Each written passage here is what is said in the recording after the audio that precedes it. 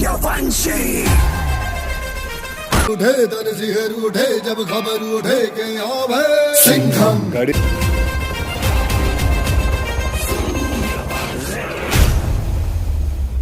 इस कहानी की शुरुआत होती है 12 मार्च 1993 से, जिस वक्त मुंबई में 12 अलग अलग जगहों पर सीरियल ब्लास्ट हुए थे और उस आतंकी हमले ने पूरी हिंदुस्तान को हिला कर रख दिया था। वहाँ पर हमें ये बताया जाता है कि मुंबई के उस इंस्पेक्टर ने मात्र 2 दिन में उस केस को सॉल्व कर दिया था। उस इंस्पेक्टर का नाम होता है कबीर शेरॉफ। लेकिन कबीर को इस बात का खेद था कि वो टाइगर और बिलाल को नहीं पकड़ पाया, क्योंकि ब्लास्ट के 2 दिन पहले वो देश छोड़कर भाग गए थे। बिलाल अहमद जो होता है वो उमर हाफिज का राइट हैंड होता है और उसी को पता होता है कि बाकी का बचा हुआ RDX किस शहर में रखा है। और जो उमर हाफिज होता है वो टेररिस्ट ऑर्गेनाइजेशन लश्कर का हेड होता है। वही ये सारे काम चला रहा था और वो इस काम को इस कारण से कर रहा था क्योंकि जब वो छोटा 5 साल का बच्चा था, यानी हिंदुस्तान पाकिस्तान के बंटवारे के कुछ समय के बाद उसी के सामने उसके खालिद का गला काट लिया गया था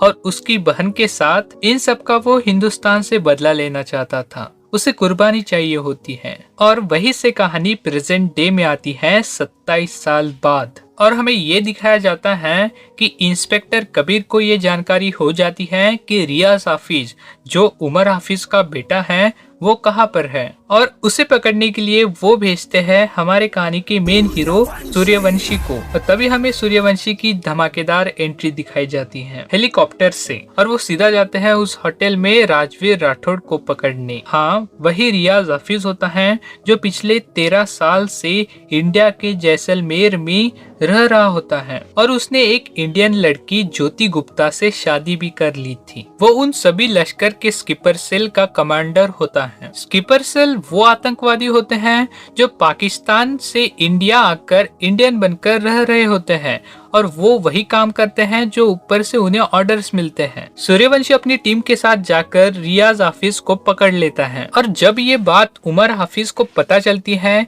तब वो उसी बिलाल अहमद को भेजता है जिसने वो मुंबई का 12 मार्च 1993 का ब्लास्ट किया था, जिसमें सूर्यवंशी के माता पिता भी गुजर गए होते हैं। और तभी हमें ये पता चलता है कि सूर्यवंशी की शादी हो चुकी होती है रिया के साथ, जो कि एक डॉक्टर है। उनका एक बेटा भी होता है आर्यन। लेकिन रिया अब सूर्यवंशी के साथ नहीं रहना चाहती थी क्योंकि 1 साल पहले एक गुंडे को पकड़ते समय एक गोली उसके बेटे को लग जाती है जिससे वो मरते मरते बचता है और इसी कारण से वो हमेशा के लिए ऑस्ट्रेलिया जाना चाहती थी, जिसमें सूर्यवंशी को कुछ फॉर्मेलिटीज करनी थी ताकि वो ऑस्ट्रेलिया जा सके। तभी दिल्ली के इंटेलिजेंस ब्यूरो से एक ऑफिसर आता है और कहता है मुंबई में बड़े हमले की आशंका है उन स्लीपर सेल के द्वारा। ATS को ये भी पता चलता है कि उमर हाफिज को जहाँ से फंडिंग होती है वहाँ से फंडिंग इंडिया में अमन फाउंडेशन को भी हो रही है, जिसका चेयरमैन होता है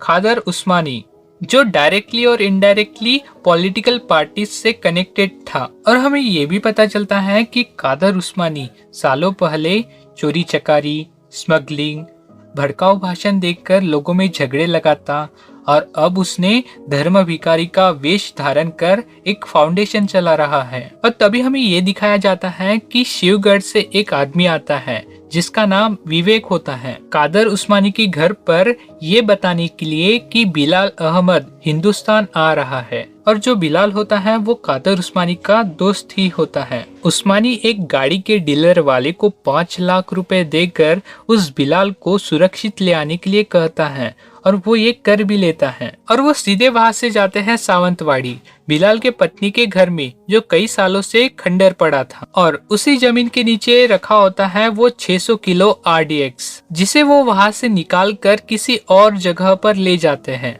लेकिन तभी बिलाल उस्मानी से कहता है कि मैं मेरी अम्मी की कब्र पर फातिहा पढ़ना चाहता हूँ, जो कि मुंबई में है। और उस्मानी ये करने से मना करता है, लेकिन वो कहता है कि एक ही दिन की तो बात है और मुझे 27 साल बीत चुके हैं यहाँ पर कदम रखे। और अगले ही दिन वो कब्र के पास जाकर नमाज पढ़ रहा होता है। लेकिन तभी वहाँ पर मौजूद रिटायर्ड पुलिसमैन उसे पहचान लेता है और एटीएस के टीम को आगाह करता है। एटीएस की टीम उसका पीछा करते करते एयरपोर्ट तक आ जाती है और जब उसे पता चलता है कि उसका पीछा पुलिस वाले कर रहे हैं तब वो एक रूम में जाकर खुद को गोली मार लेता है। लेकिन क्योंकि वो अपनी अम्मी से बहुत प्यार करता था, वो मरने से पहले पुलिस वालों को कहकर जाता है कि मेरी कब्र मेरी अम्मी के बगल में ही बनाना। और अब क्योंकि ये खबर न्यूज़ चैनल पर आ रही थी, लेकिन उसके एक दिन पहले उस बिलाल को वहाँ के एक पड़ोसी ने देख लिया होता है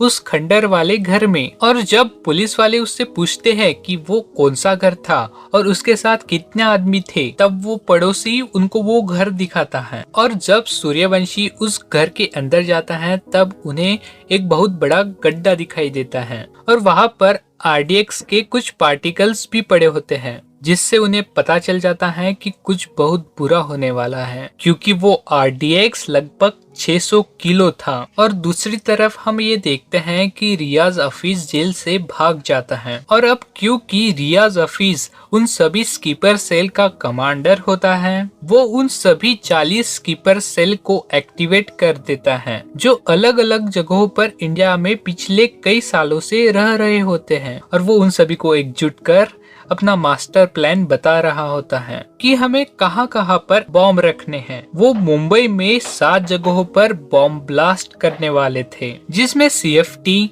gateway of India, Dadar market, royal palace, BKC, Bandra station, Minar Chowk, anti terrorist squad headquarter यानी एटीएस। और दूसरी तरफ सूर्यवंशी को सीसीटीवी वीडियो के जरिए ये पता चल जाता है कि किसने बिलाल अहमद को गोवा से पिक किया था और जिस डीलर ने उसे पिक किया था वो चला गया होता है बैंकॉक में और उसे पकड़ने सूर्यवंशी बैंकॉक जाता है। और तब हम सूर्यवंशी और डीलर के बीच जोरदार पकड़म पकड़ाई देखते हैं। डीलर फुल स्पीड में कार चला रहा होता है और सूर्यवंशी बाइक। वही हमें ये सीन दिखाया जाता है जिसमें डीलर वाटर बाइक पर होता है और सूर्यवंशी हेलीकॉप्टर पर उल्टा लेटे हुए हेलीकॉप्टर के स्टैंड पर, और उसी पोजीशन में वो उस डीलर को हवा में उठा लेता है। और जब उससे पूछताछ की जाती है तब वो कहता है कि मुझे पता ही नहीं था कि वो बिलाल अहमद है और मुझे ये काम उस्मानी ने दिया था। और अब क्योंकि सूर्यवंशी के पास उस्मानी के खिलाफ सबूत था,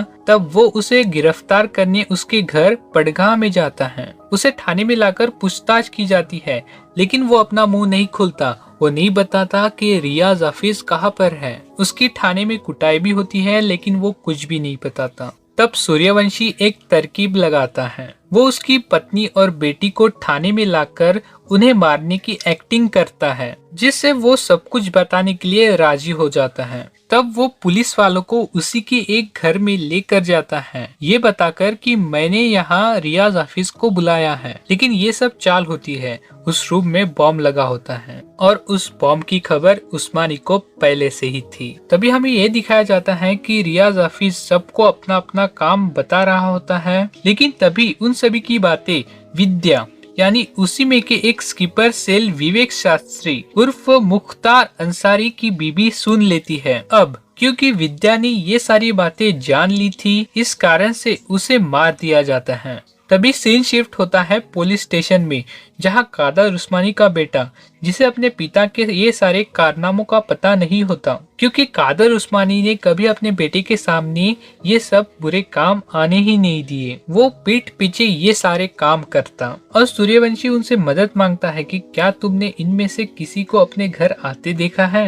तभी उसके पत्नी को विवेक शास्त्री की तस्वीर दिखाई देती है, जो कभी कभार उसके घर आया करता था। और वो उन्हें ये भी बताती है कि वो शिवगढ़ में रहता है, उसका एक गैरेज भी है। अब क्योंकि एटीएस के पास कुछ ही टाइम बाकी था, तो वो ये काम सिम्बा को सौंप देते हैं। सिम्बा विवेक के गैरेज में जाकर बहुत लड़ाई करता है। हमें विवेक और सिम्बा के बीच तगड़ी फाइट भी देखने को मिलती है, लेकिन सिम्बा के आने से पहले वहाँ से वो 6 गाड़ियाँ रवाना हो चुकी होती है, जिसमें बॉम्ब लगे होते हैं और एक गाड़ी सिम्बा पकड़ लेता है। और सिम्बा के पास ये भी जानकारी होती है कि वो गाड़ियां मुंबई की किस किस जगहों पर पार्क करने वाले हैं, जो वो सूर्यवंशी को बता देता है। और सूर्यवंशी के पास यहाँ से सिर्फ 1 घंटा होता है उन सभी बॉम्ब्स को डिफ्यूज करने के लिए, क्योंकि पहला बॉम्ब 1:30 बजे फटने वाला है। इसलिए वो एनएसडी से हेल्प मांगते हैं। एनएसडी उन गाड़ियों को हेलीकॉप्टर की मदद से उठा लेते हैं, लेकिन एक गाड़ी जो कि मंदिर के पार्किंग स्लॉट में रखी गई थी, जहां काफी ज्यादा भीड़ भी होती है, इस कारण से लोगों को वहां से हटने को कहा जाता है। और जब लोगों को पता चलता है कि कार में बॉम्ब है,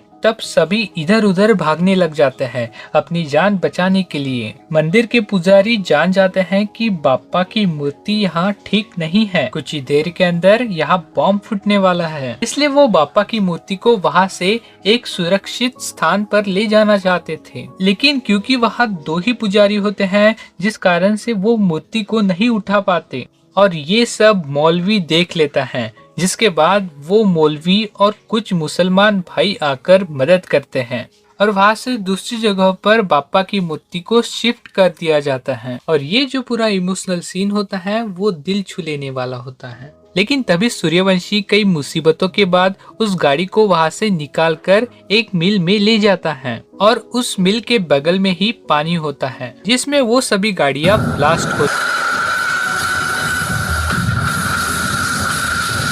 तभी हम देखते हैं कि सिम्बा विवेक को पकड़कर एटीएस ऑफिस में ले आता है, लेकिन उसी समय एटीएस में एक जोरदार बॉम्ब फटता है और दूसरी तरफ रियाज हफीज रिया को लेकर आता है बॉम्ब लगाकर, जिस वजह से सबको अपने हथियार फेंक कर घुटनों पे झुकना पड़ता है। रियाज हफीज देश को धमकाने वाला लाइव वीडियो रिकॉर्ड कर रहा होता है, लेकिन तभी सिम्बा अपना बीच में मुंह मारते हुए रियाज हफीज को समझाने की कोशिश करता है, जिसमें वो बताता है कि टेररिज्म ज्यादा तो टूरिज्म कम, टेररिज्म ज्यादा तो इनकम भी कम, और टेररिज्म ज्यादा तो एंटरटेनमेंट भी कम।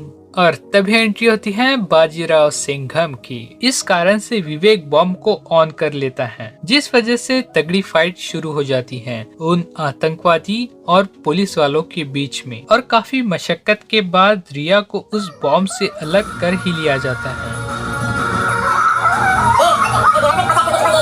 और उन सभी आतंकवादियों का एनकाउंटर कर दिया जाता है। और रिया भी सूर्यवंशी को छोड़कर कहीं नहीं जाना चाहती थी। और इसी के साथ यह शानदार मूवी यहाँ पर खत्म होती है।